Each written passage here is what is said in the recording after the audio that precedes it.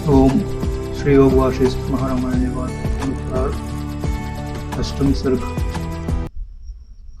संसार रूपी वृक्ष का आत्मज्ञान द्वारा उच्छेद करना तथा यह जगत संकल्प मंडप जैसा है, ऐसा निश्चय प्राप्त करने के लिए ही इस सर्ग का वर्णन किया जा रहा है।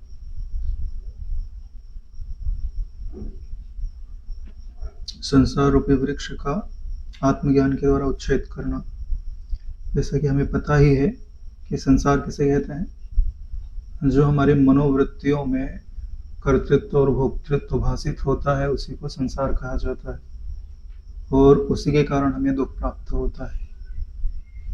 तो संसार के उच्छेद का अर्थ बाहर किसी वस्तु को नष्ट करना नहीं होता, बल्कि हमारे भीतर जो हमारी अहमता है, दृश्य से जुड़ करके उस अहमता को और दृश्य के साथ जुड़ी हुई ममता को ही उच्छेदित करना ही संसार वृक्ष का उच्छेद करना है।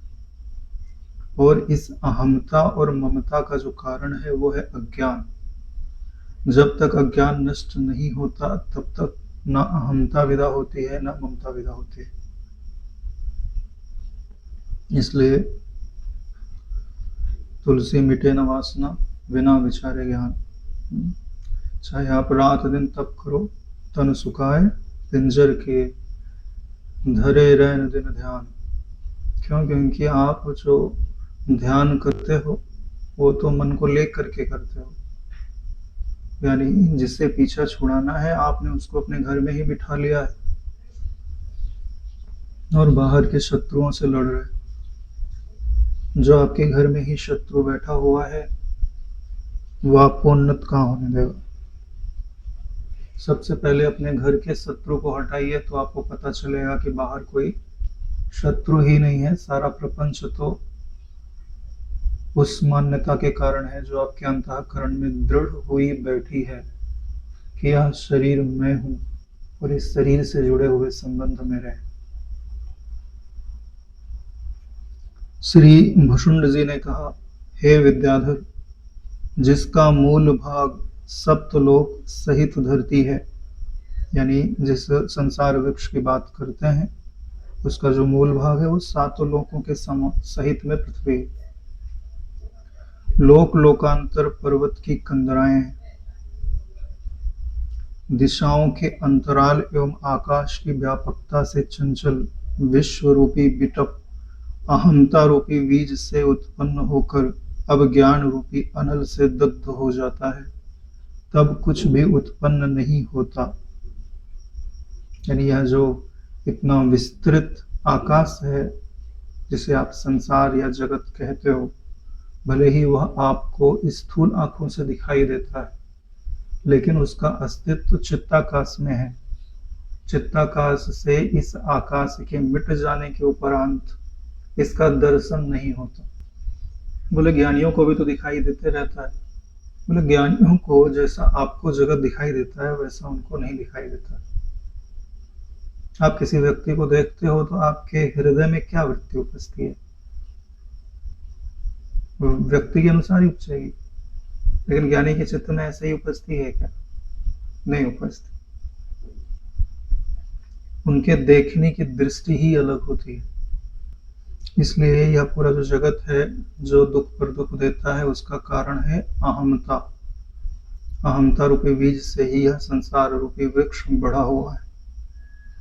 जब आत्मज्ञान रूपी अग्नि में इसे सेक दिया जाता है तो यह इसकी जो सत्यता है वो बाधित होती है, यानी वह पुनः उत्पन्न नहीं होता। पुनः उत्पन्न न होने का क्या अर्थ है? ये हमारे लिए तो सदा वर्तमान ही दिखाई देता है, तो पुनः उत्पन्न होने का क्या अर्थ होता है? तो इसका जो अर्थ है वो बाह्य दृष्टि से नहीं लिया जाता, इसका अर्थ हृदय में घटित होता है। यानी हृदय में फिर मैं करता हूं, मैं भोगता हूं, इस प्रकार की बुद्धि नहीं बनती। इसी को बोलते हैं कि संसार पुनः उत्पन्न नहीं होता, तो वह अंतःकरण में पुनः उत्पन्न नहीं होता। यानी आपके निश्चय में यह संसार फिर कभी नहीं रहेगा। यानी आपका क्या निश्चय होता है कि ना पहले था, ना भी है, ना आगे होने की संभावना ही है। तत्व ज्ञान के विचार से सब ब्रह्ममय है। यानी जितनी भी वस्तुएं हमको अनुभव में आती हैं वो सब जिस आकाश में स्थित है उसी आकाश का नाम ब्रह्म है। यानी आप अपने भीतर ही दोहराइए, अभी दोहराइए कि जो कुछ मेरे अनुभव में आ रहा है वह सब ब्रह्ममय है, ज्ञानमय है। जो भी आप देख रहे हो उसमें ज्ञान ना हो तो उसकी अनुभूति नहीं हो सकती। तो जिस धरती पे आप बैठे हो यह धरती ज्ञानमय है। सामने जो हवा है, चारों तरफ जो हवा है वो हवा ज्ञानमय है। और सम्मुख जो आकृति दिखाई देती है वह आकृति भी ज्ञानमय। शरीर छू के देखिए, हल्का सा गर्म लगता है तो वह गर्मी भी ब्रह्म में।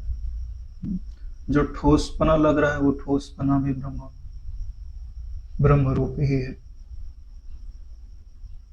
यानी जो कुछ भी अनुभव में आ रहा है या मन जिसका भी अनुभव करता है वो सब ब्रह्म रूप हो गया। थोड़ी देर शांत रहिए, फिर बोलिए। जो कुछ आभास भाष्य है सो सब ब्रह्म है।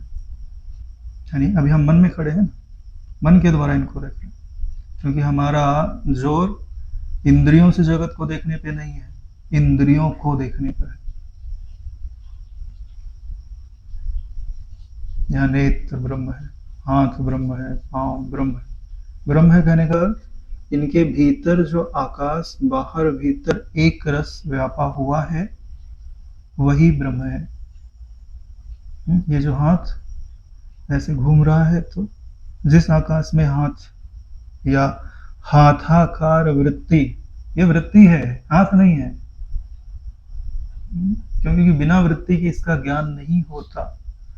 तो जिसका ज्ञान जिसके द्वारा होता है उसका अस्तित्व भी वही होता है। क्यों? क्योंकि बिना वृत्ति की यह प्रमाणित नहीं होता कि हाथ है कि नहीं है, इसलिए हाथ वृत्ति ही हुआ। बोले कोई दृष्टांत दे के समझाइए। बोले जैसे आप मोबाइल देखते हो तो मोबाइल में जितनी आकृतियां दिखाई देती हैं सो सब क्या है? प्रकाश मात्र। तो उनमें तुम हाथ को हाथ समझते हो, पांव को पांव समझते हो, लेकिन तत्व दृष्टि से क्या है? सब प्रकाश मात्र है ना। जब मोबाइल के स्क्रीन पे जितने पिक्सल हैं उस पिक्सल में जैसा जैसा संवेदन होता है वैसी आकृति भासती है। जिस मोबाइल की स्क्रीन के जिस हिस्से पे अभी पानी भास रहा है थोड़ी देर में वही अग्नि भासेगी। तो जो अग्नि भास रही हो पहले वाले पानी को जलाएगी क्या? धुआं निकलेगा? भाप निकलेगी? वहां से कुछ नहीं होगा। क्योंकि ना वहां पानी सच्चा है ना वहां अग्नि सच्ची है। सच्चा क्या है? प्रकाश सत्य है। ऐसे ही ज्ञान सत्य है, उसी ज्ञान को ही ब्रह्म कहते हैं। सिर्फ इसमें जो आग्रह है हमारा कि ज्ञान इसी रूप का होना चाहिए, इसी नाम का होना चाहिए, इस देश में होना चाहिए, इस काल में होना चाहिए, वो सारा आग्रह छोड़ दो। अपने आप को उस ज्ञान में खुल जाने दो। वही ज्ञान सत्यम है। श्वास अंदर गई, बोध हो, बाहर आई, हम। फिर जितनी देर शांत रह सके वृत्ति को बोलो, प्राण वृत्ति को बोलो तो शांत रह। जबरदस्ती उठाओ मत उसको, शांत रहना। भीतर आए तो उस वृत्ति के द्वारा जो आकाश तत्व में व्याप्त ज्ञान है उसको विषय करो, और बाहर जाए तो वही मैं हूं ऐसा निश्चय करो।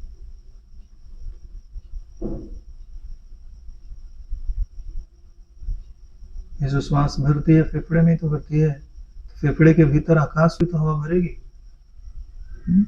और फेफड़ा स्वयं आकाश में होगा।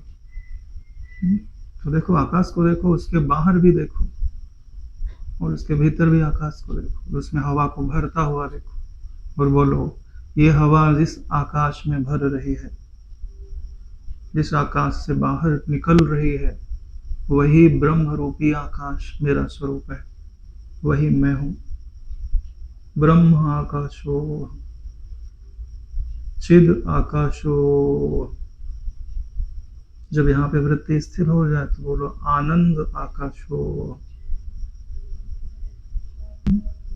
वे जितना यहां तक आने के लिए आपको जितना अभ्यास करना था उतना आपने कर लिया। अब आपको यहां से आगे गति करनी, यानी मैं यहां मानता हूं कि आत्मा अनात्मा का विवेक आपने पक्का कर लिया है और उसका आपने अभ्यास कर लिया है। यानी अब आपको सपने में भी यह संशय नहीं होता कि यह देह मैं हूं।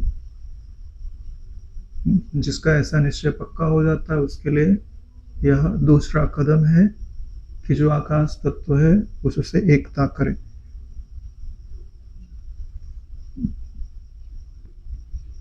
तत्व ज्ञान के विचार से सब ब्रह्म मैं है, यह सब ब्रह्म ही है। मैं का अर्थ क्यों लगाया जाता है? जब आपका ठीक से ज्ञान पक्का नहीं होता तो, यानी लोहा भी है और अग्नि भी है और लोहे के अंदर अग्नि व्यापी है, तो मैं हो गया ना, लोहा अग्नि मैं है। ऐसे ही जगत ब्रह्म मैं है। ये तो प्रारंभ में आपको बताया जाता है, वास्तव में लोहा है ही नहीं, अग्नि ही अग्नि है नारायण। लेकिन जब तक अग्नि में आकार भासते रहता है तब तक ब्रह्म मैं बोला जाता है। जब आकार का भासना बंद हो जाता है तब कैवल्य, ब्रह्म ही केवल है, बोलने वाला भी नहीं रहता कि ब्रह्म है कि नहीं है। ऐसा निश्चय करके कहीं भी अहंकार की सत्ता ही नहीं रहती। ऐसा आपने निश्चय कर लिया तो भी अहंकार को रहने के लिए भी तो आकाश चाहिए, जगह चाहिए। अहंकार रहता कहाँ है? मनोवृत्ति में। मनोवृत्ति रहती कहाँ है? चित्त आकाश में। चित्त आकाश किसमें रहता है? चिदाकाश में। यानी आपने अहंकार की जमीन ही छीन ली। अरे भाई, शत्रु आप पे आक्रमण कर रहा था, जहां से जिस टापू से आक्रमण कर रहा था आपने वो टापू ही जीत लिया। अब कहां से आक्रमण करेगा? आकाश से आके आक्रमण करेगा। इसलिए अहंकार को जीतना है तो अहंकार के नीचे का धरातल खींच लेना पड़ता है। केवल यही वह ज्ञान है जिससे अहंकार भस्म हो जाता है। यानी आप इस ज्ञान का अगर आश्रय लेते हो तो आपका अहंकार आज नहीं तो कल नष्ट अवश्य हो जाएगा। ये तो बात कही जाती है कि नष्ट हो जाएगा, वास्तव में अस्तित्व ही नहीं है। अहंकार का अस्तित्व ही नहीं है नारायण। आपको ये अनुभव हो जाएगा कि पहले कभी था ही नहीं। शरीर आदि में अहम भाव होने से यही अहंकार संसार का बीज है।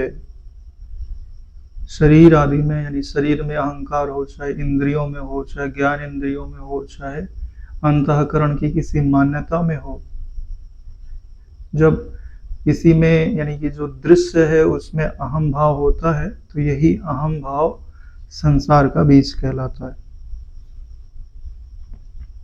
और जब तक संसार है तब तक दुखों की पूर्ण निवृत्ति नहीं हो सकती। भले तुमको दुख नहीं दे रहा लेकिन है ना, तो आज नहीं तो कल दुख देगा। सर्वत्र ब्रह्म भाव में रहने की इसकी सत्ता ही नहीं है। यानी यह जो अहम भाव है सर्वत्र ब्रह्म भाव में यह रह नहीं सकता। यानी जहां भी ब्रह्म भाव है वहां अहंकार नहीं हो सकता। या तो देह भाव रहेगा या तो ब्रह्म भाव रहेगा, क्योंकि भावना करने वाला तो एक ही है ना, 10 20 50 थोड़ी ना है। या तो आपकी मनोवृत्तियां देह भाव को पकड़ेंगी या तो ब्रह्म भाव को पकड़ेंगी। देखो नारायण, इस जगत में जितने चमत्कार होते हैं ना वो सब ब्रह्म भाव से होते हैं, ब्रह्म से नहीं होते। ब्रह्म से कोई चमत्कार नहीं होता। ब्रह्म किसी का मित्र नहीं, ब्रह्म किसी का शत्रु नहीं। ये जो भक्तों के आंसू पोंछता है वह ब्रह्म नहीं होता, वह ब्रह्म का भाव होता है। बिना भाव के ब्रह्म जन्म नहीं ले सकता। गुरु की मूर्ति हो, कृष्ण की मूर्ति हो, शिव की मूर्ति हो या किसी की भी मूर्ति हो, वह बिना भावना के अस्तित्वमान नहीं होती। इसके लिए आपको अपने अंतःकरण को संसाराकार बंधन से मुक्त करना है तो ब्रह्म की भावना करिए। वो तब तक करिए जब तक आपके अंतःकरण को यह अनुभव ना हो जाए कि ब्रह्म के सिवाय कुछ नहीं। मैं पूर्ण संतुष्ट हूं, मैं पूर्ण शांत हूं, मैं पूर्ण तृप्त हूं। जब तक तुम्हारा अंतःकरण न कह दे तब तक करते रहो। तुम्हारी बात ही हम नहीं कर रहे, तुम्हारे अंतःकरण की बात कर रहे। कई बार लोग निश्चय करके छोड़ देते हैं, अंतःकरण जो कर रहा है करने दो, जहां लग रहा है लगने दो। फिर क्या होगा? क्योंकि निश्चय करने के लिए आपने तो श्रवण मनन निधिध्यासन किया होगा कुछ ना कुछ, तो उसकी सात्विकता जब तक रहती है तब तक शांति बनी है। फिर धीरे धीरे जैसे ही इनकी स्थूलता बढ़ना चालू होगी वृत्तियों की, क्योंकि आप छोड़ दिया उनको, ध्यान ही नहीं दे रहे, तो उसके अंदर जो राग बचा है, जो वासना बची है, वो धीरे धीरे धीरे धीरे फिर से स्थूल रूप लेने लगती है। और फिर आपको एक दिन पता चला कि यार बड़ा भारी दुख हो रहा है, बड़ा भारी विक्षेप हो रहा है। आपको ऐसा लगेगा कि मेरा ज्ञान मेरे काम ही नहीं आ रहा। क्यों काम आएगा? भाई उस ज्ञान को, जैसे तुम्हारे पास बंदूक तो है, ठीक है, लेकिन ना कभी साफ किया, ना तेल दिया, ना कभी पानी डाल, तेल नहीं दिया, ना सफाई की। भाई सर्विसिंग तो चाहिए। जंग लग गया, बारिश में भेज लग जाएगा, हाँ फिर तुम 10-20 साल बाद निकालोगे, जब शत्रु आक्रमण कर देगा तो चला रहे, चले नहीं रहे। अरे भैया उसको तो रोज अभ्यास करो। चाकू पे रोज धार लगाई जाती है, तेल पिलाया जाता है, तब तो काम करने लायक रहता है। ऐसे ही अपनी बुद्धि को जर्जर मत होने दो। नित्य ब्रह्म विचार करो, नित्य ब्रह्म चिंतन करो, नित्य ब्रह्म की भावना करके ब्रह्म रस से अपने चित्त को पूर्ण कर दो। ऐसा नहीं कर रहे तो नारायण उसकी क्या गति होगी इसके बारे में मैं कुछ निर्णय नहीं ले सकता। कुछ भी हो सकता है, वो वही जाने। गुरुजनों से तो हमने सुना है कि भाई जब तक जीवन है तब तक अंतःकरण को रगड़ते रहना चाहिए, साफ करते रहना चाहिए, स्वच्छ करते रहना चाहिए, ब्रह्म भाव से सजाते रहना चाहिए। यानी जहां ब्रह्म भाव है वहां अहंकार की सत्ता नहीं है। यही सर्वोत्तम ज्ञान है। इससे उत्तम दूसरा कोई ज्ञान नहीं है। नारायण, इसके सिवा अब आपको जानना भी क्या है? कुछ जानना तो शेष ही नहीं है। बस सिर्फ अभ्यास करना है। इतना अभ्यास करना है कि इसी अभ्यास से जो अनुभूति प्राप्त हो रही है उस अनुभूति से प्रेम हो जाए। यानी हम उस अनुभूति के बगैर रह ही ना पाए। यानी पूरा शरीर, पांचों कर्म इंद्रियां, पांचों ज्ञान इंद्रियां, चारों अंतःकरण उसी के समर्पित हो जाए। और ऐसे समर्पित हो जाए कि फिर वहां से इनको बाहर निकालने के लिए आपको परिश्रम महसूस हो।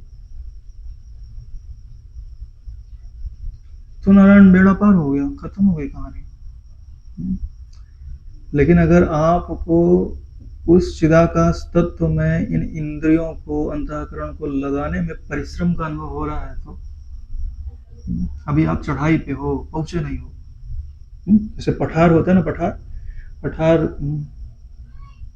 500-600 फीट ऊंचा होता है, लेकिन ऊंचाई पे पहुंच गया तो समतल मैदान रहेगा, उसके ऊपर घर बनाओ, रहो आराम से, कोई दिक्कत नहीं है।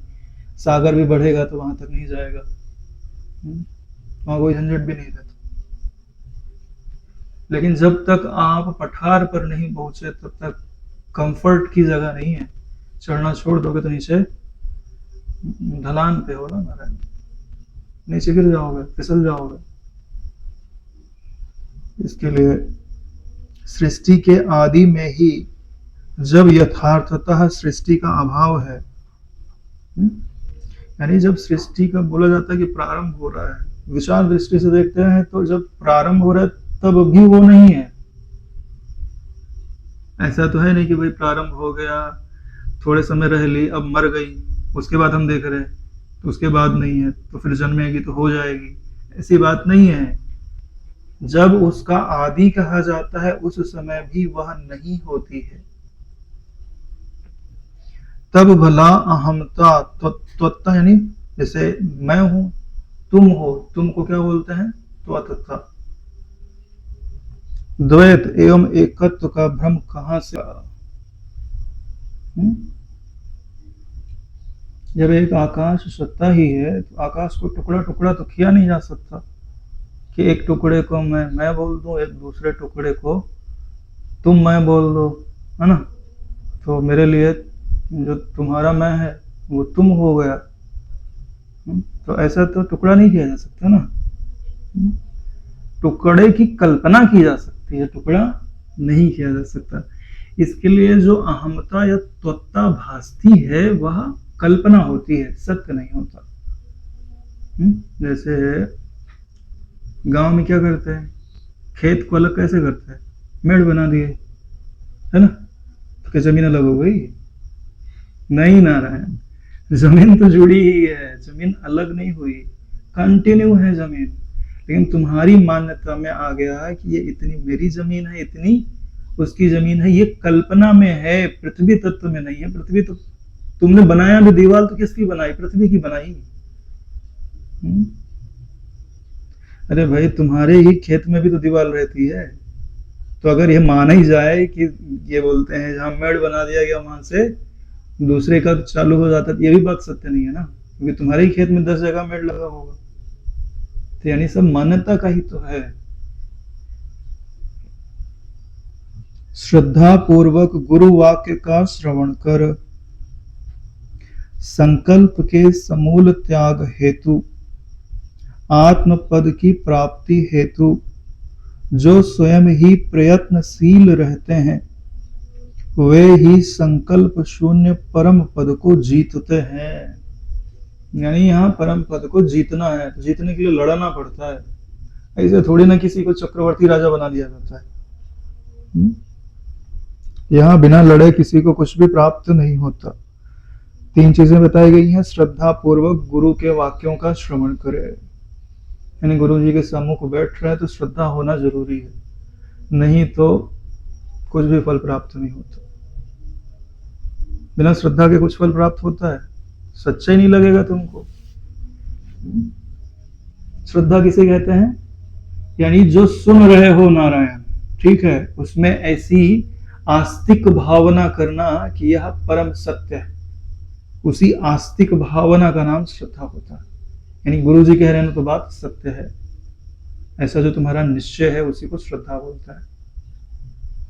और जब तुम्हारी बुद्धि उसी के अनुरूप चिंतन करके अनुभव कर लेती है तब वही श्रद्धा निष्ठा में बदल जाती है। श्रद्धा को भी सदा श्रद्धा मत रहने दो, निष्ठा में परिवर्तित कर दो। यानी 3 चीजें हैं। पहला है गुरु वाक्य का जो श्रवण है वो श्रद्धा पूर्वक करे, और संकल्प के समूल त्याग में तत्पर है। अगर संकल्प का त्याग नहीं करेगा, सुन लिया तो उससे कुछ लाभ होने वाला नहीं है। संकल्प त्याग का मतलब समझते हैं? सारे संकल्पों का कारण क्या है? जितनी भी मनोवृत्तियां भास रही हैं उसमें अहमता और ममता, यह बिना संकल्प के नहीं होता। भाई तुम्हारा जो मानसिक होनापना है, यानी जैसे अभी देह है, देह का ज्ञान कौन देता है? मन ही तो देता है। यानी मन है तो देह है, मन नहीं है तो देह नहीं है। और नारायण जिसको आप संकल्प कहते हो मन का ही एक रूप है। यानी देह को अगर आपको छोड़ना है तो संकल्प को छोड़ना पड़ेगा। मन की सबसे बड़ी कल्पना क्या है? तुम्हारा देह। इससे बड़ी कल्पना दूसरी नहीं। इसी को क्या बोलते हैं? संकल्प। यानी मन का संकल्प ही पूरा विश्व है। तो आपको काम क्या करना है? संकल्प, संपूर्ण संकल्प का त्याग कर देना। सरल शब्द में बोलो, चित्त का त्याग कर देना या अंतःकरण का ही त्याग कर देना। इसका दूसरा पक्ष क्या है? आत्मज्ञान की प्राप्ति कर लेना। आत्मपद की प्राप्ति के लिए ही आप संकल्प का त्याग करते हो। तो एक तरह से यह समझ लीजिए कि आप और आपकी आत्मा के बीच में संकल्प का ही आवरण है। इसका त्याग हो गया तो दोनों के बीच में जो दूरी थी वो खत्म हो जाएगी। अब ये आप प्रश्न करो कि मैं और आत्मा तो कभी अलग हो ही नहीं सकता, तो उसके बीच में संकल्प कहां से आ गया? अलग हो सकता है क्या? अलग नहीं हो सकता नारायण, लेकिन आपका काल्पनिक जो मैं है, आपको अपनी स्थिति वही अनुभव में आ रही है। यही कारण है कि आपको मानना पड़ेगा कि बीच में संकल्प का अध्यास है।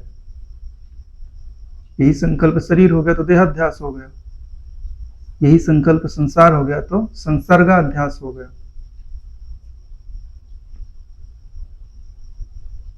दो प्रकार के अध्यास होते हैं, अनोन्याध्यास और संसर्गाध्यास।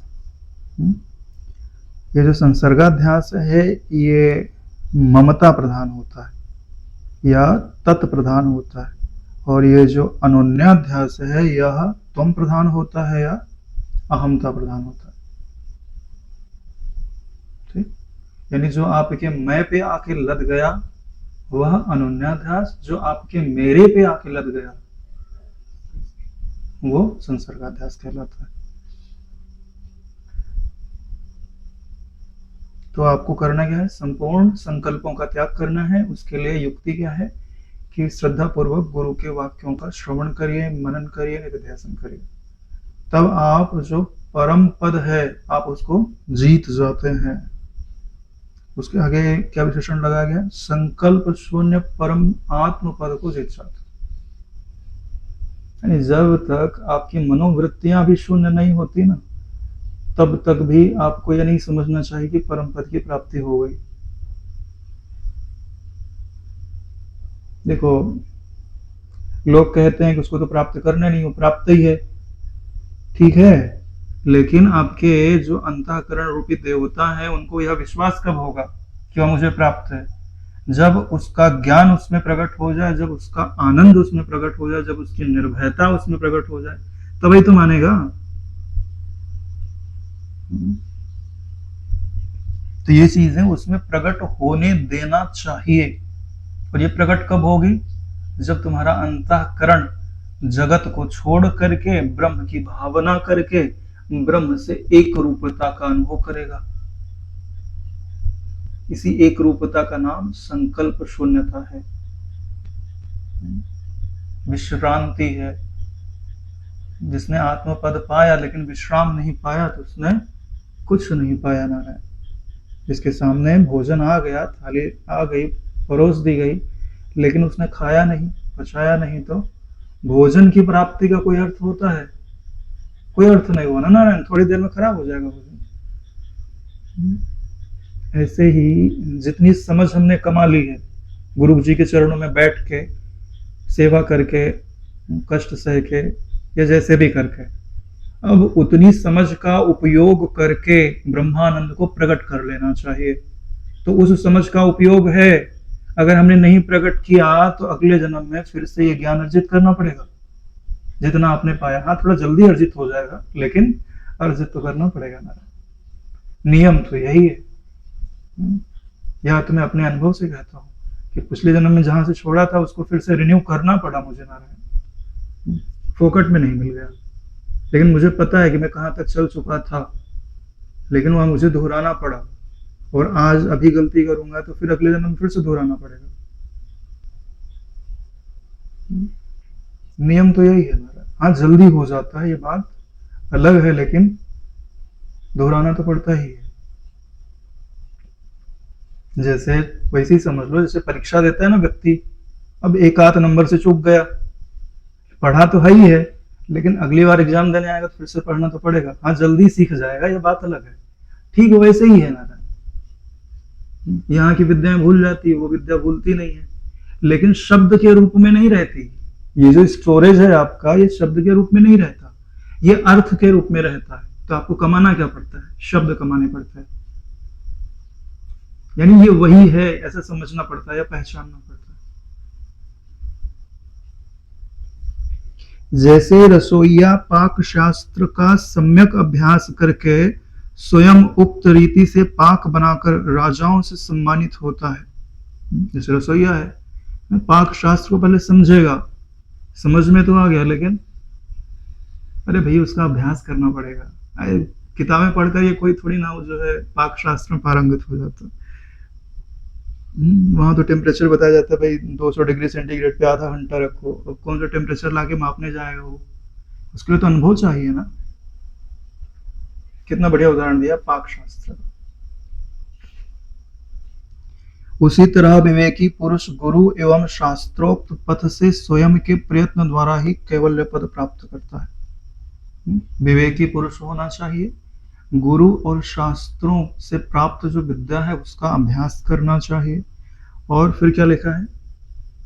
स्वयं के प्रयत्न द्वारा ही, यानी सहायता गुरु हैं, सहायता शास्त्र कर सकते हैं, लेकिन प्रयत्न नारायण तो तुमको ही करना पड़ेगा, कोई ला करके तुम्हारे हाथ में परम पद देने वाला नहीं है, स्वयं ही करना पड़ेगा ना। यहां पे लिखा है ना, मैंने नहीं जोड़ा हुआ है। शास्त्रोक्त पथ से स्वयं के प्रयत्न द्वारा ही कैवल्य पद प्राप्त करता है, ना कि अन्य रीति से। छूट भी नहीं दी गई है, यानी दूसरा कोई रास्ता भी नहीं है। इस जगत को तुम चिति का चमत्कार ही समझो, उससे पृथक इसका अस्तित्व बाहर एवं भीतर कहीं भी नहीं है। ये जो जगत आपको अनुभव में आ रहा है क्या है? चिति का चमत्कार ही है। हम बोलोगे चिति क्या है? चित मतलब क्या होता है? चित मतलब शुद्ध ज्ञान, ठीक है। अब शुद्ध ज्ञान में तो जगत का होना बिल्कुल असंभव है, क्योंकि वो प्रज्ञान है, वहां ज्ञाता ज्ञान ज्ञेय की त्रिपुटी नहीं बनती। लेकिन इसी शुद्ध ज्ञान को कोई उभार देवे, जैसे पानी को कोई उछाल देवे, लहर बनने लग जाए उसके अंदर। तो शुद्ध ज्ञान को जो स्फुरित करे, इकार यानी ईक्षण, स्फुरण, शुद्ध ज्ञान प्लस ईक्षण इज इक्वल टू चिति। शुद्ध ज्ञान को जो हिला दे उसी को चिति कहते हैं, या समष्टि के रूप में देखो तो उसी को ब्रह्मचिति कहते हैं। और इसमें अज्ञान उज्ञान नहीं होता, ये शुद्ध ज्ञान है, सबको धारण करती है, ज्ञानवान को भी धारण करती है और अज्ञानियों को भी धारण करती है। क्योंकि चिति के निश्चय में मैं केवल बोध मात्र हूं, यही उसका निश्चय है। और जो इस निश्चय को धारण करता है वो चिति से पहले एकता करता है। समझ लीजिएगा नारायण, वो पहले चिति से एकता करता है, फिर जाकर के चित्त से एकता होती है। अरे नारायण, जब आप अभ्यास करते हो तो क्या कहते हो? ये पूरी पृथ्वी मैं हूं, पृथ्वी का आश्रय लिया कि नहीं लिया? पूरा जल मैं हूं, जल का आश्रय लिया कि नहीं लिया? चलो ये सब छोड़ो, आकाश मैं हूं ऐसा आश्रय लिया? तो आकाश क्या है? चिति ही तो है। आकाश जिसको अभी आप आकाश के रूप में अनुभव कर रहे हो वो चिति ही है। तो आपने आश्रय किसका लिया? चिति का ही तो लिया। इसलिए तो मैं बोल रहा हूं, पहले चिति से एकता होती है, फिर जाकर ब्रह्म से एकता का अनुभव होता है। वैसे ब्रह्म से एकता का अनुभव होता नहीं है, क्योंकि वो अनिर्वाच्य पद है। एकता का अनुभव करने के लिए ब्रह्म भी होना चाहिए और तुम भी होने चाहिए। चिति से एकता का अनुभव तो होता है, ब्रह्म से एकता का अनुभव नहीं होता। ब्रह्म है, बस है, उसके लिए कुछ वर्ड प्रयोग में मत लाओ। जितना भी वर्णन शास्त्रों में किया जाता है वह सिर्फ ब्रह्माकार वृत्ति का वर्णन होता है। ब्रह्म के लिए सिर्फ अनिर्वाच्य सत्य है। वर्णनातीत, इंद्रियातीत, कालातीत, देशातीत, केवल अतीत शब्द लगा दो ब्रह्म बन गया। हम सही कह रहे हैं नारायण, विचार करके देखोगे तो ऐसे ही अनुभव में आएगा।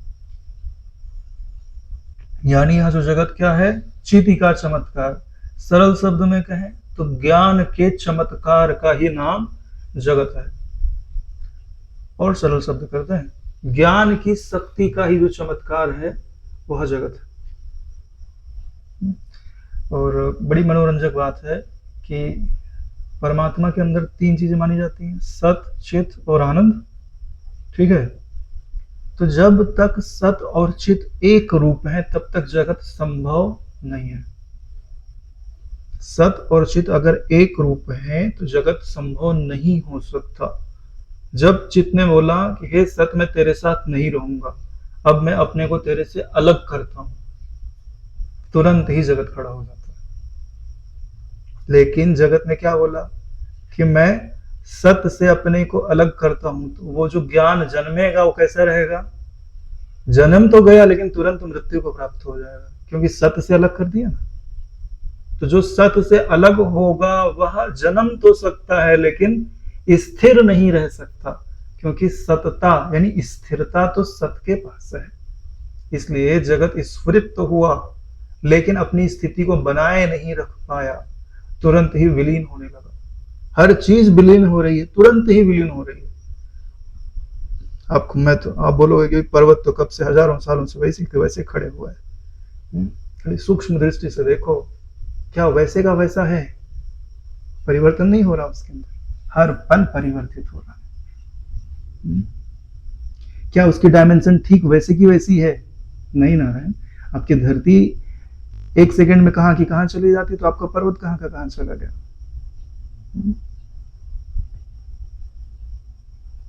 बात समझ में आ रही? तो आपको करना क्या है? सत और चित को एक कर दो।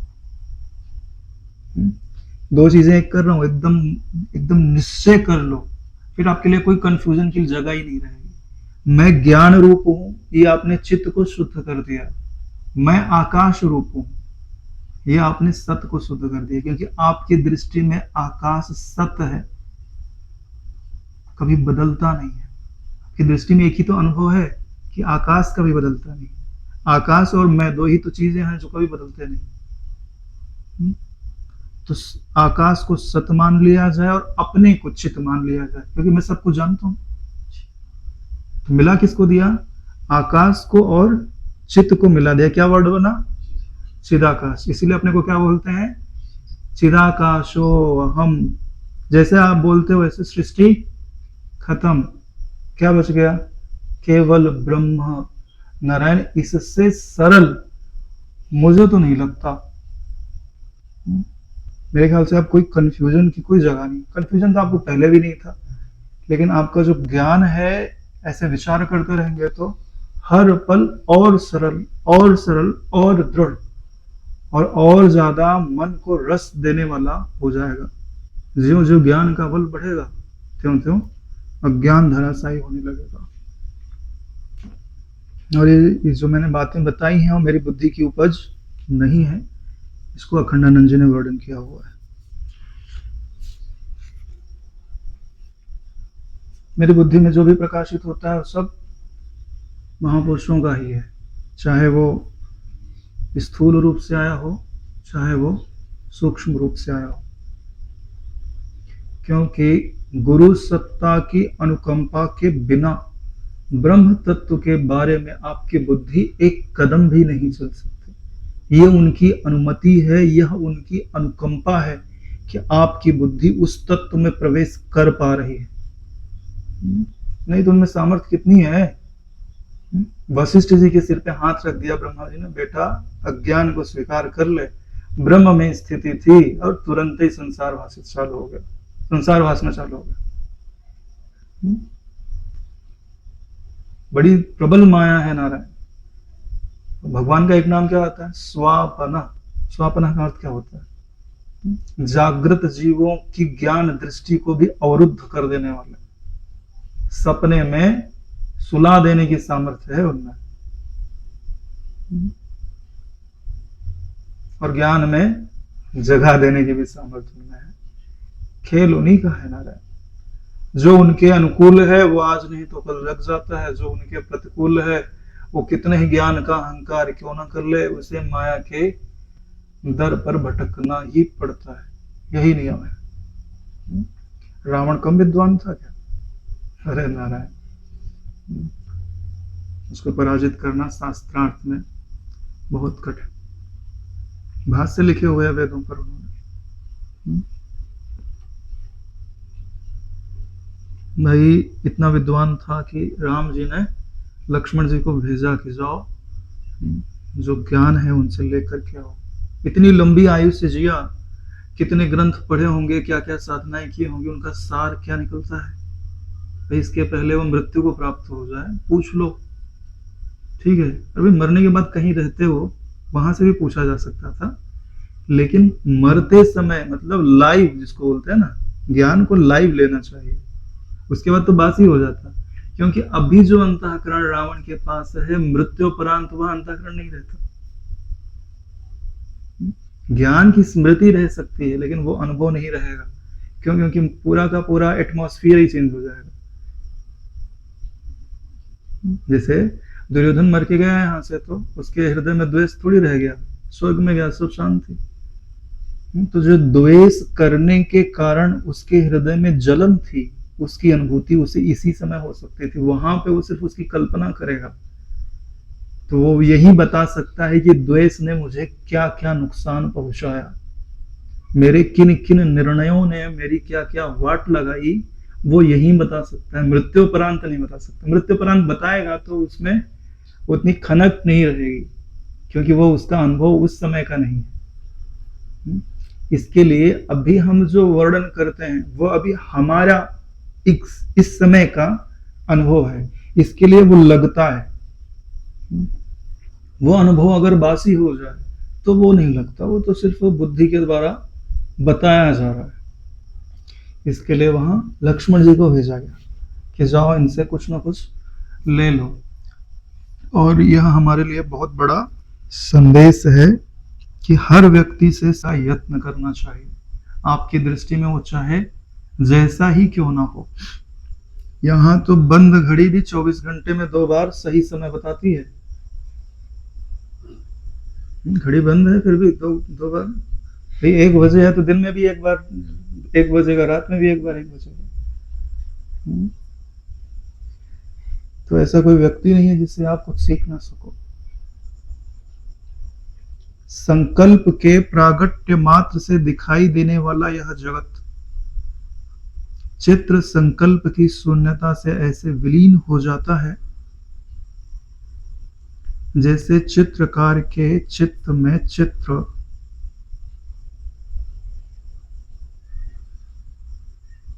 यहाँ पे चित्र संकल्प की जगह पे अगर चित्त संकल्प लिखते तो ज्यादा बढ़िया रहता। या जो पूरा दृश्य है वो संकल्प के प्राकट्य से ही तो दिखाई देता है। संकल्प यानी स्फुरन, मन।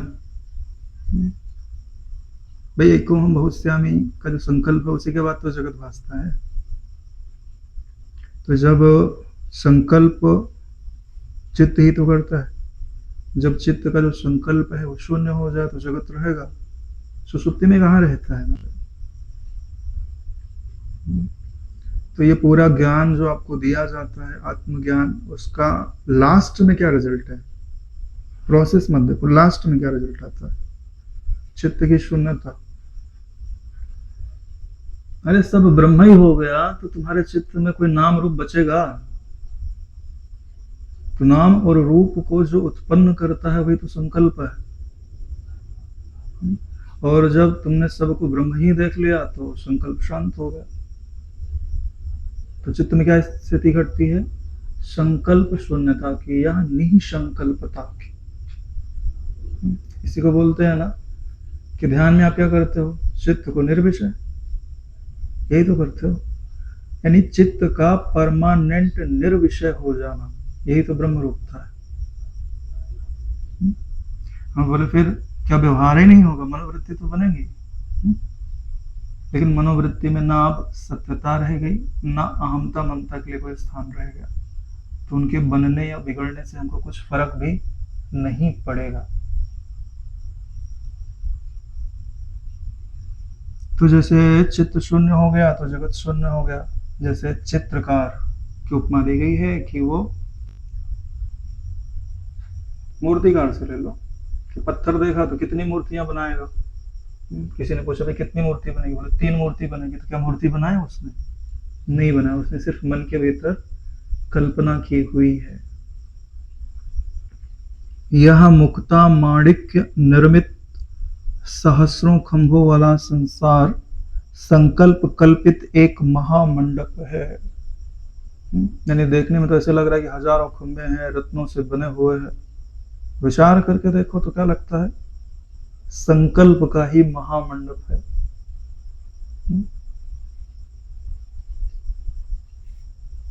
लाहड़ी महाशय को दीक्षा देनी थी तो महाअवतार बाबा ने कितना बढ़िया महल की रचना की, सुंदर खिड़कियां सोने के बने हुए थे।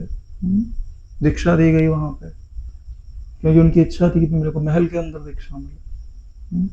और अगले दिन जब खा पी के सो गए वहां, तो अगले दिन उठते हैं तो पत्थर ही पत्थर है। तो क्या है नारायण, सब संकल्प का ही तो है। और जिस समय था उस समय पर्वत तो भास ही नहीं रहा, पूरा महल भास रहा। तो महापुरुषों की जीवनियों से भी ये बात समझ में आती है। अभी देखो यार, एकदम सच्ची बात बता रहे हैं। हमें हमारा जो चित्त है ना, वो हमारे इसी आयाम में फंसा हुआ है, इसलिए हमको यही जगत भास रहा है। एकदम सही बात बता रहे हैं।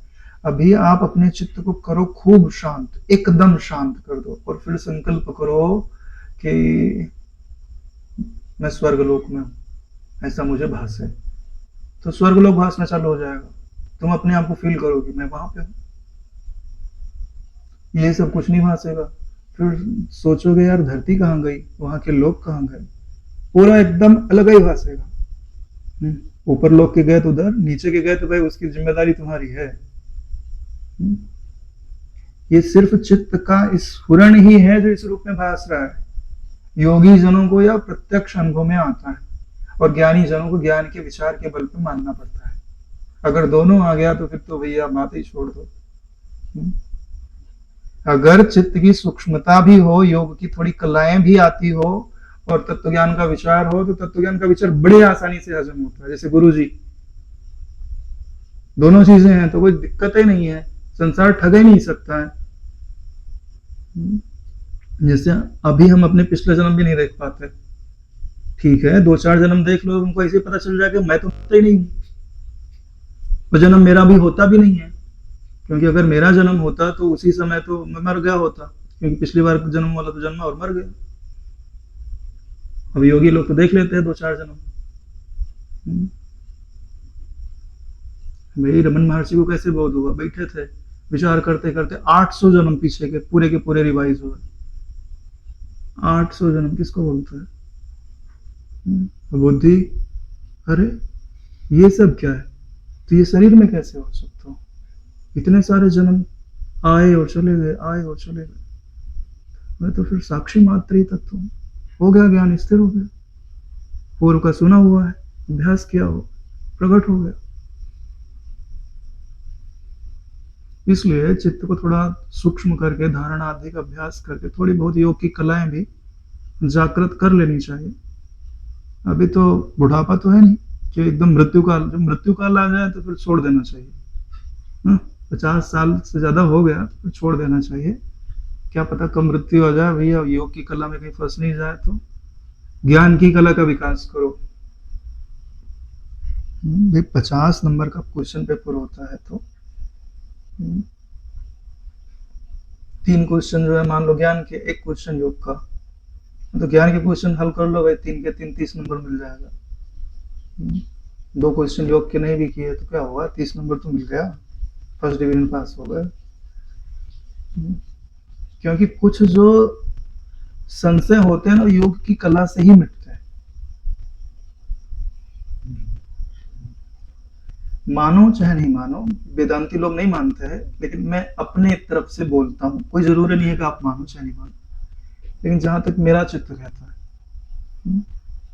जैसे अभी कहते हैं कि समाधि जो है वो कल्पित है, बोल देते हैं। एक दिन किसी व्यक्ति को मैंने बोला भैया ध्यान किया करो, तो 1-2 दिन किया हूँ, फिर लगा नहीं होगा, तो गुरु जी के सत्संग सुन रहे थे। अगले दिन आके उन्होंने मेरे को बोला, बापू जी बोल रहे थे ध्यान चाहे लगे चाहे नहीं लगे, तुम तो ध्यान समाधि के और विक्षेप के दोनों के प्रकाश हो, तुम साक्षी हो। बोले अब ध्यान करने की जरूरत है क्या है? ठीक है, इससे तुम्हारा ज्ञान तो बढ़ गया, ठीक है, लेकिन तुमने समाधि छोड़ दी ना नारायण। लेकिन समाधि का क्या तुमको अनुभव है? समाधि का तुमको अनुभव ही नहीं है, तो तुम यह कैसे कहते हो कि समाधि मैं नहीं हूं? एकदम स्पष्ट बोल रहा हूं, सामान्य रूप से कह सकते हो, विशेष रूप से नहीं कह सकते। विशेष रूप से तो आपको उसका अनुभव करना पड़ेगा। ऐसा खंडानंद जी कहा करते थे। समाधि का निषेध तो करते थे, लेकिन फिर कहते भी थे कि समाधि का तुमको अनुभव है कि नहीं है? अगर अनुभव नहीं है तो तुम यह कैसे कहते हो कि मैं समाधि नहीं हूं? यानी समाधि का अनुभव करो, पहले वृत्ति को स्थिर तो करो, फिर तो समझ में आएगा कि वृत्ति की स्थिरता का भी जो प्रकाशक है वो मैं हूं।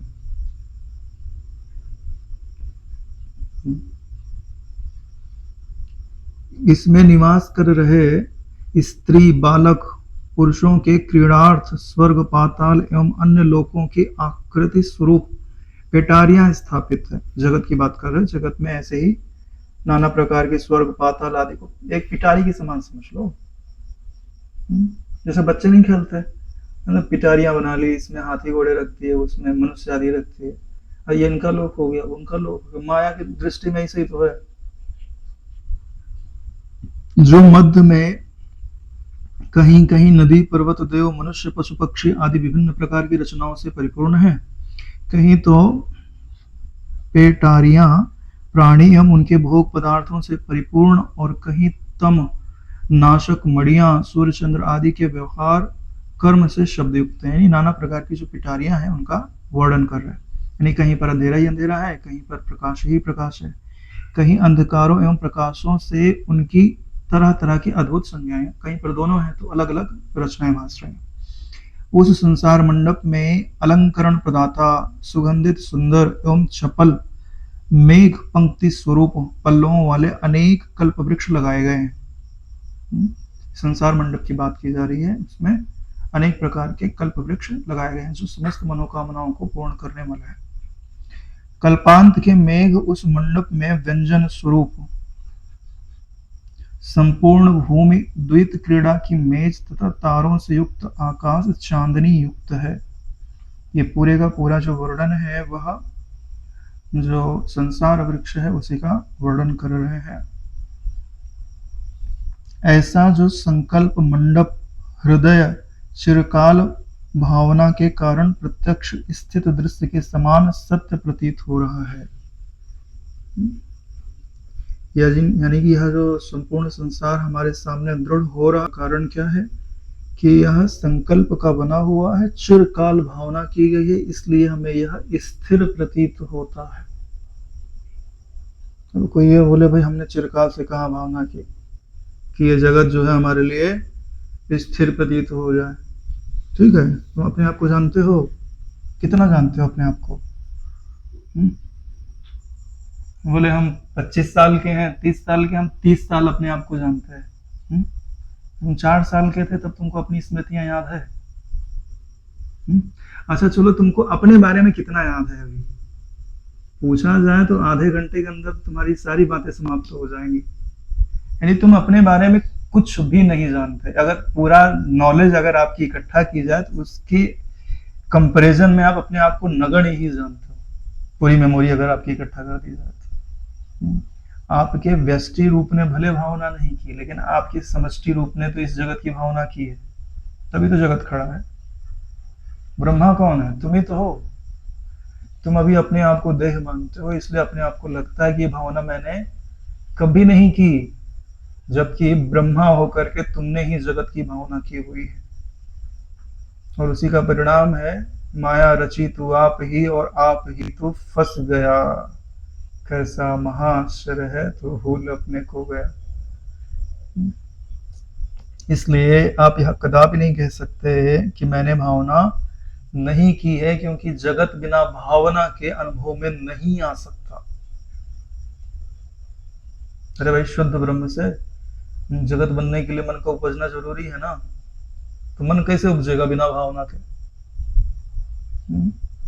उसी भावना को संकल्प कह दो। चलो ये सब छोड़ो, तुम्हारे चित्त के अंदर जो संसार है, क्या वो बिना भावना के जीवित है? आप बार बार दोहराते हो नारायण, जो मित्र है उसको मित्र रूप से दोहराते हो, जो शत्रु है उसको शत्रु रूप से दोहराते हो, तभी तुम्हारे चित्त के अंदर संसार जीवित है। बाहर के जगत की बात अगर छोड़ दी जाए तो यह बात तुम्हारे अंतःकरण वाले संसार पर तो पूरी की तरह लागू होती है। अगर आप इनको छोड़ के ब्रह्म की भावना करो तो ब्रह्म ही हो गए। तो बात समझ में आ गई ना? यथार्थतः यह जगत मिथ्या ही स्फुरित हो रहा है, यानी ये सच में स्फुरित नहीं है, मिथ्या ही स्फुरित है। सुवर्ण में कटक अर्थात कंगन आदि के समान अपने उदर में जगत को धारण किए हुए यह सब दृश्य जगत चित्त की ही चमत्कृति है। यह जो आपका मन है वो क्या है? चिति। आपकी बुद्धि क्या है? चिति। आपका अहंकार क्या है? चिति। आपका शरीर क्या है? चिति ही तो है नारायण। अरे अपने वाले योग वासिष्ठ में इसी को चिदावली बोलता है। चिदावली का अर्थ होता है पंक्ति। क्या होता है? पंक्ति। उसके साथ ज्ञान जोड़ दो तो ज्ञान की पंक्ति, ज्ञान की लाइनें, तो ये सब क्या है? पंक्ति तो है। चिदावली या चिति। चिति शब्द ज्यादा एग्जैक्ट लगता है। तो यह सब चिति के पेट में ही तो भास रहा है। चिति के पेट में सब चिति ही चिति तो हो गई। तुम्हारे पेट में तुम ही तुम तो होगा कि दूसरा कुछ होगा?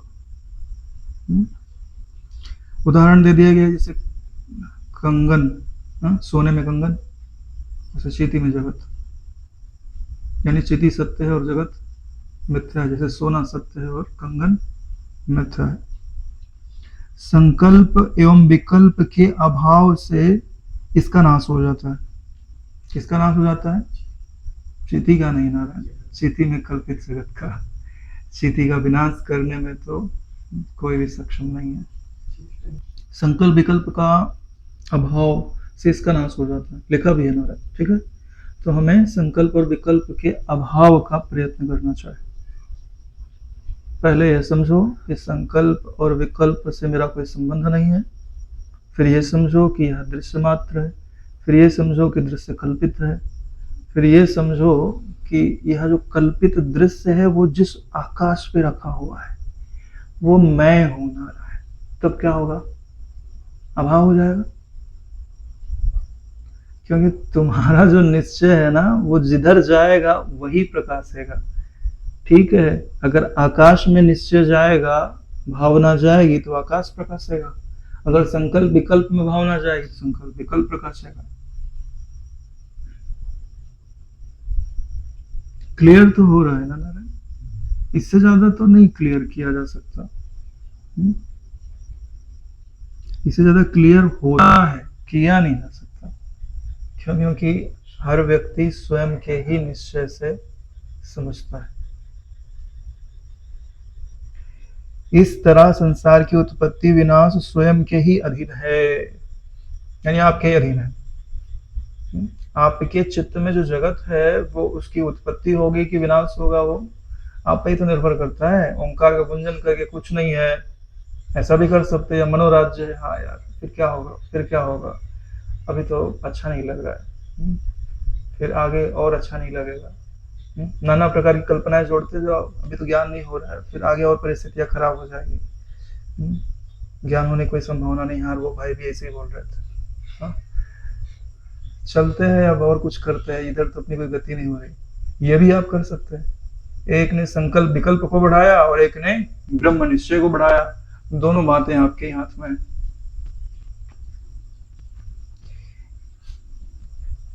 अतः जैसा तुम चाहो वही करो, यत इच्छसि तत् कुरु।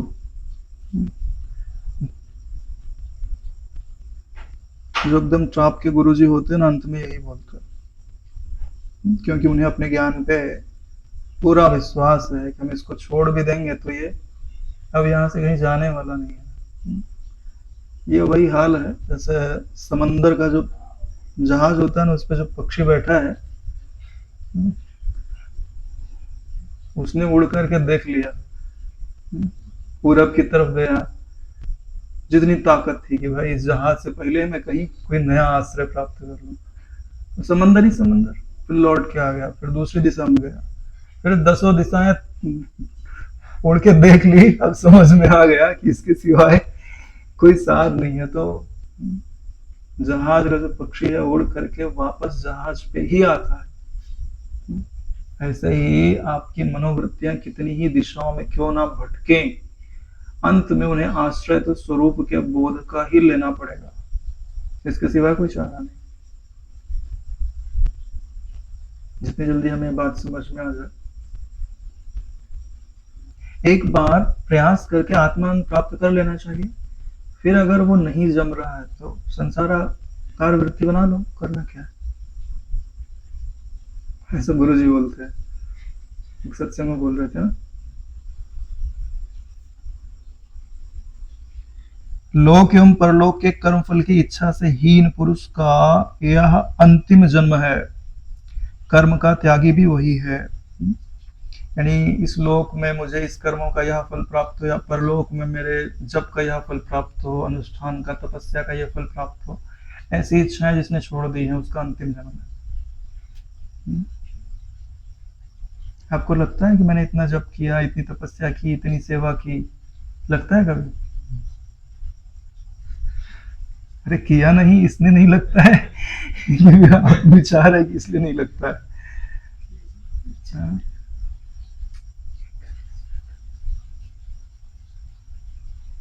आत्म विचार के कारण नहीं लगना चाहिए। पलायनवादिता हो इसके कारण नहीं लगना। पलायनवादी नहीं होना चाहिए, तपस्वी होना चाहिए। यानी जितने भी करने योग्य कर्म है वो सब देह अंतःकरण आदि से होते रहने चाहिए, फिर भी उनका अभिमान नहीं होना चाहिए मैं इनको कर रहा हूं और मुझे इनका कुछ फल चाहिए। एक चीज आप निश्चित समझ लीजिए कि जो भक्त होता है ना, उसकी दृष्टि में भी पाप और पुण्य नहीं है, एकदम सच्ची बात बता रहे। और जो तत्व का विचार करते हैं उनकी दृष्टि में भी पाप और पुण्य नहीं होता। लेकिन जो धर्म को मानता है, पहले स्टेप वन वाले, उनकी दृष्टि में पुण्य भी होता है, पाप भी होता है, वो स्वर्ग भी जाते हैं और नरक भी जाते हैं। अब बात करते हैं कि कैसे भक्त की दृष्टि में कैसे पाप और पुण्य नहीं होता। भक्त की क्या दृष्टि होती है कि मैं जिससे ले रहा हूं वो भी ईश्वर है और जिसको मैं दे रहा हूं वो भी ईश्वर है।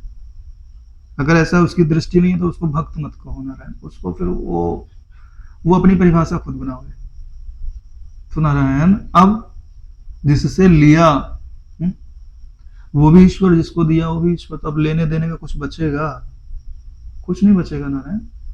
उसके चित्त में सिर्फ ईश्वर का महत्व है, क्रियाओं का महत्व ही नहीं। तो कर्म बंधन उसके गले में पड़ नहीं सकता।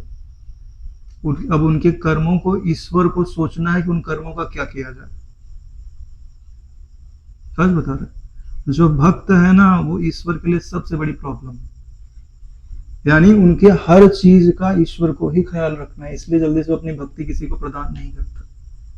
जो पक्का भक्त हो गया ना तो ईश्वर को उसके पीछे पीछे चलना पड़ेगा, भाई ये मत कर क्योंकि ऐसे कर्म को मैं मैनेज नहीं कर सकता।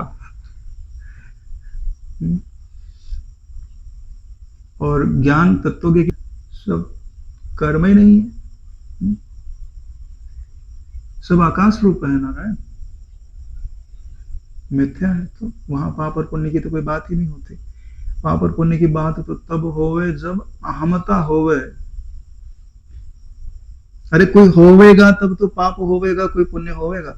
और एक चीज आप निश्चित समझ लो, अगर आपकी दृष्टि में कोई दूसरा पापी है ना तो नारायण अभी आपके अंदर तत्व दृष्टि जागृत नहीं है। आपकी दृष्टि में अगर अभी कोई बुरा है ना तो मुश्किल है, अभी तत्व दृष्टि जागृत नहीं हुई। हाँ, जब व्यवहार कर रहे हैं उस काल की बात छोड़ दीजिए, लेकिन जब आप शांत बैठे हैं, आत्मविचार कर रहे हैं और आपको लगता है ये व्यक्ति बहुत दुष्ट है, हाँ, तो वो दुष्टता कहाँ है पता है? आपके चित्त में। क्यों? वो याद कहाँ आया आपको? आपके चित्त में तो याद आया है, तो आकृति बनी कहाँ? आपके चित्त में ही बनी है, तो उसकी जिम्मेदारी किसकी? आपकी। दुष्टता आप में आ गई, यह बात नितांत सत्य है। इसके लिए रोज सबको क्षमा कर देना चाहिए, सबसे क्षमा मांग लेना चाहिए। सबको ईश्वर अर्पित कर दो या ब्रह्म अर्पित कर दो।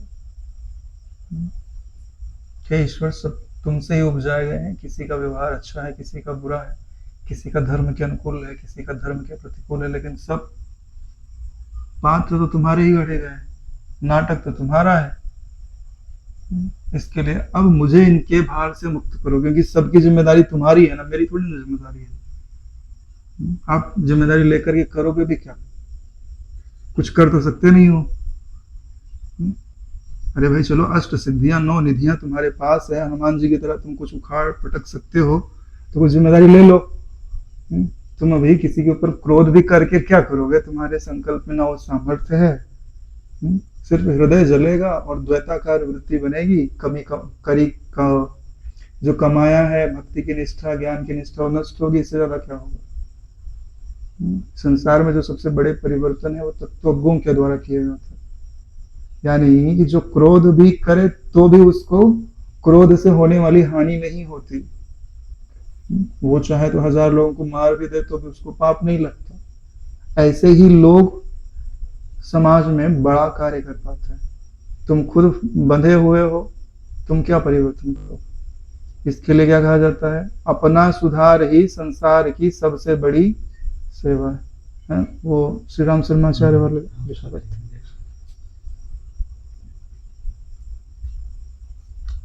यही कर्म का त्याग है। यानी कि ज्ञानी के निश्चय में सब एक ज्ञान मात्र तत्व है, जिसमें देहादि का होना ही संभव नहीं है, तो उसमें कर्म अकर्म विकर्म का तो प्रश्न ही नहीं होता। इसलिए वह स्वयं को भी कर्म से मुक्त देखता है और सबको भी कर्म से मुक्त देखता है। उसकी दृष्टि में सर्वबाधित होता है। सपना तुम्हारा तो उसमें कौन पापी और कौन पुण्यात्मा। लेकिन यह बात तुम्हारे हृदय की गहराई में एकदम स्थित हो जानी चाहिए कि भाई तुमको ऐसा लगने लगे, विचार मात्र ना रहे, अनुभव मात्र रहे। हे विद्याधर, तुम शब्द चिन्मात्र पद का आश्रय लेकर मन आदि दृश्य समूहों का परित्याग कर दो। जिसका हम अब अभ्यास कर रहे हैं उसी वही बात यहाँ पर बताई जा रही है। चिन्मात्र पद का आश्रय लेकर, ठीक है, या चिदाकाश मात्र तत्व का आश्रय लेकर मन आदि दृश्य समूहों का परित्याग कर दो। सरल शब्दों में कहें, संसार की भावना छोड़ के ब्रह्म की भावना करो, चिदाकाश की भावना करो। भावना मतलब बार बार दोहराओ उसको। एक बार दोहराओ, फिर जितनी देर शांत रह सको उतनी देर मत दोहराओ, फिर वृत्ति उपजे, फिर दोहराओ, फिर शांत हो जाओ। दोहराने के अंदर कोई रसाकसी नहीं करना है, दोहराते भी जाओ और खोते भी जाओ। दोहराना क्यों पड़ रहा है? क्योंकि हमारे मन को संसाराकार वृत्ति बनाने की आदत पड़ी हुई है। ज्यों ज्यों आपकी यह आदत परिमार्जित होती जाएगी, वैसे एक बार दोहराओ फिर 10 मिनट बैठे रहोगे, फिर 1 मिनट दोहराओ फिर 10 मिनट, फिर एक बार दोहराओ 20 मिनट बैठे रहो, फिर एक बार दोहराओ समाधि में बैठे हैं, वृत्ति से नहीं उठ रही है, या उठ भी रही है तो द्वैत उत्पन्न नहीं कर रही है। पहले दृश्य का सहारा लेकर के स्वरूप में विश्राम पाया जाता है, उसको बोलते हैं दृश्यानुलंबन समाधि। फिर शब्द का सहारा लेकर के कोशिश की जाती है कि उसमें विश्राम मिल जाए, उसको बोलते हैं शब्दानुलंबन समाधि। फिर दोनों का सहारा, कभी दृश्य का ले लिया कभी शब्द का, उभयानुलंबन समाधि। फिर ये पक जाता है तो क्या होता है? निरालंबन समाधि। उसमें आलंबन की जरूरत है, मैं वही हूं। अभी जैसे बोला जाता है ना कि वृत्तियों को देखते रहो, मैं प्रकाशक हूं, ऐसा बोलो, शांत हो जाओ। तो दृश्य का भी सहारा लिया, यानी वृत्तियों को देखा तो वृत्ति दृश्य है ना, तो दृश्य के सापेक्ष आपने निर्णय लिया कि मैं दृष्टा हूं, तो दृश्य का सहारा हुआ अपने स्वरूप को पहचानने में भी और अपने स्वरूप में डूबने में भी। और फिर कभी वृत्ति है ही नहीं, क्या बोला? आकाशो हम, वृत्ति की जरूरत ही नहीं, दृश्य की जरूरत ही नहीं, ये दूसरा चरण है। और फिर ओम बोला, ज्ञान को दोहराने की जरूरत ही नहीं, केवल ओम बोला, शांत। क्योंकि ज्ञान तो सत्ता का तो पहले से ही अनुभव हो रहा है। तो 3 स्टेप, दृश्य का सहारा लेकर के, शब्द का सहारा लेकर के, फिर केवल भगवान नाम बोला, ज्ञान के चिंतन की जरूरत ही नहीं। अब ऐसा मत सोच लेना कि हमको कोई जरूरत ही नहीं, अपन टॉप में ही है। हमेशा नीचे से चालू करना चाहिए। जब भी अभ्यास करते हैं कि कुछ देर दृश्य का सहारा ले लो, फिर शब्द का सहारा ले लो, फिर कुछ सहारा मत लो नारायण। यहीं पर यह अष्टम सर्ग पूर्ण होता है। आज यहीं विश्राम लेता है। ओम कायेन वाचा मनसेन्द्रियैर्वा करोमि यद्यत् सकलं परस्मै श्री सद्गुरुवे समर्पयामि। ओम सहनावतु सहनौ भुनक्तु सह वीर्यं करवावहै तेजस्विनावधीतमस्तु मा विद्विषावहै। ओम शांति शांति शांति। श्री सद्गुरुदेव भगवान की जय।